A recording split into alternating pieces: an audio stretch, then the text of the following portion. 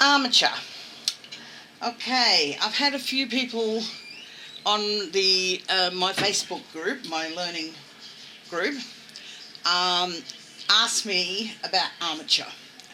Now, there's lots and lots of different ways of doing it.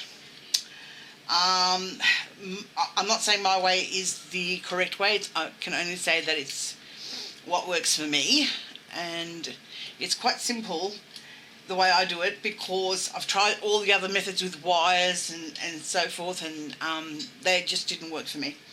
I had wires coming out of the clay and a real mess. So how I do the armature, we've already done it with this little baby's head that we've already sculpted. So the foil that we initially folded, squashed together and put inside before we commence sculpting, that is the armature for the head. So it's aluminium foil, tightly squeezed together.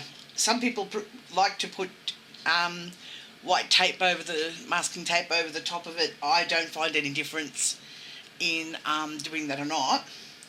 So, and I don't find any difference on shaping the actual foil to the side, the type of head that we want, because you'll do that with your clay. So that's your first armature.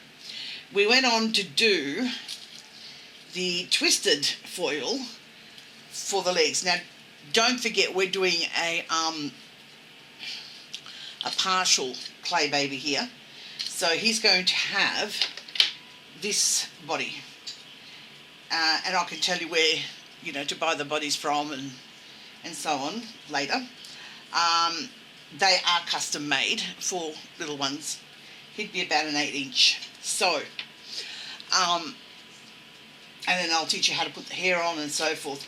So that's as far as we got. Now, what's going to happen is, there's your armature. This is why I like to use this as well, is once the clay is put on, it doesn't poke through, and it's very, very flexible, even with the clay on it. So yeah, that's how I do it anyway. Now, if the arms would be done exactly the same way as the legs, the twisted, like I showed you before, the twisted aluminium foil, and then you sculpt the feet and then the rest of the leg. And of course this one will, because this is going to be a partial baby, the legs and the arms will have the flange which holds the body on. Later we'll do full bodied babies. If you were doing a full bodied baby, it's simple. You get the right measurements. I never measure, as you know, but you get the right measurements for the torso. I go by sight. That's just the way I do it, but I think it's 1.5 times the head, but there is a chart that I've put on the group, which you can look up for reference, or else just go to Google. And then I do the body separately. This is for full-bodied ones. I do it separately. So I've got my aluminium foil working for me there, and once I've put the clay on and I've sculpted the body the way I want, the next step would be, which is the important step, you get wire. Now, the wire I use, I don't know what the measurements are, I just get it from the our local hardware store. I always just look at it and think, oh yeah, that's about the size of a toothpick, or cocktail stick as some call them. So, the thickness I'm talking about, so it's about that size. Take a toothpick with you and measure it, or a cocktail stick. Now, what I will do, I will cut, say for that size baby, I'll probably cut about so much off.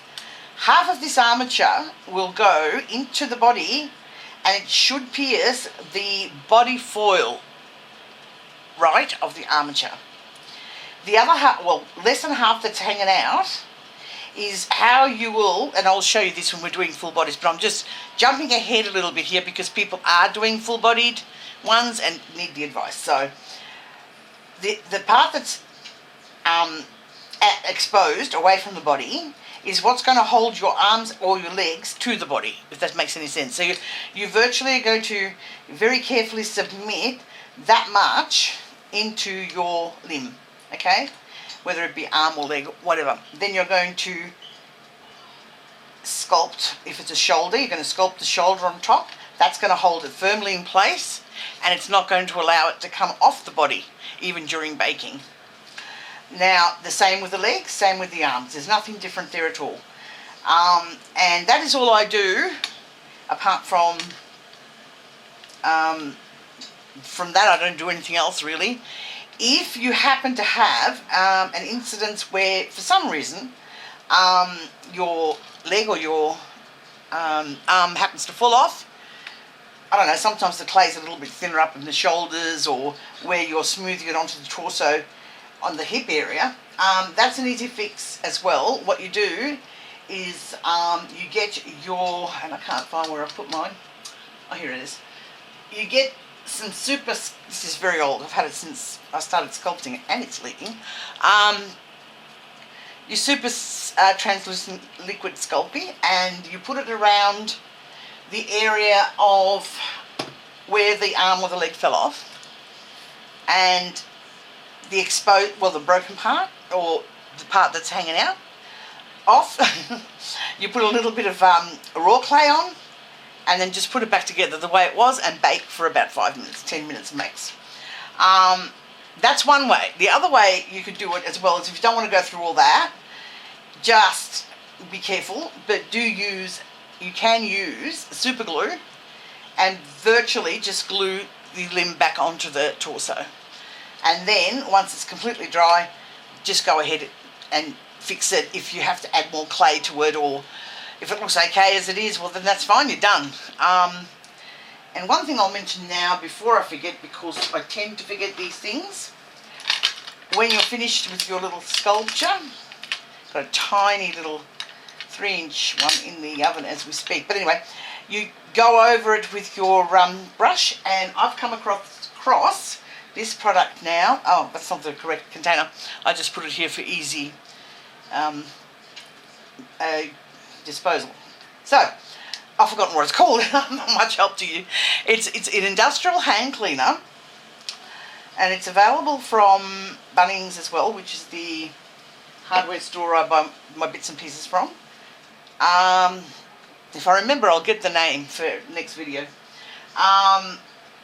Yeah, it's really great. It removes any dirt particles you might have picked up if you're having a clay baby that you're going to leave as clay, not go on and do a silicon mold from it, and it smooths it. It's really, really fantastic. I'm not going to continue with sculpting with you guys, I'm sorry, for today, because I've got way too much to do and I'm already behind. I have to repair a silicon baby that's come out of the mold and needs work, and a gazillion other things of mine that I've really got to catch up with, and some more experimental work to do with reborns and so forth. So what I'm going to do is just leave you with this advice, which is basically just telling you how I make armature. There are different ways. If you do a YouTube search or whatever, you can find maybe something else works for you better than that. But for me, with all the experiments that I've done with armature over the years, I have found that this is the most effective way for me, and I don't have problems of limbs falling off, or you know, once the clay is hardened, obviously. I bake and let it completely cool, even overnight. It's the best for polymer clay, because it's still warm. If you handle it, you can have something snap off, okay? So, just something to keep in mind. And I shall catch up with you guys as soon as I've got 5 spare minutes. Bye.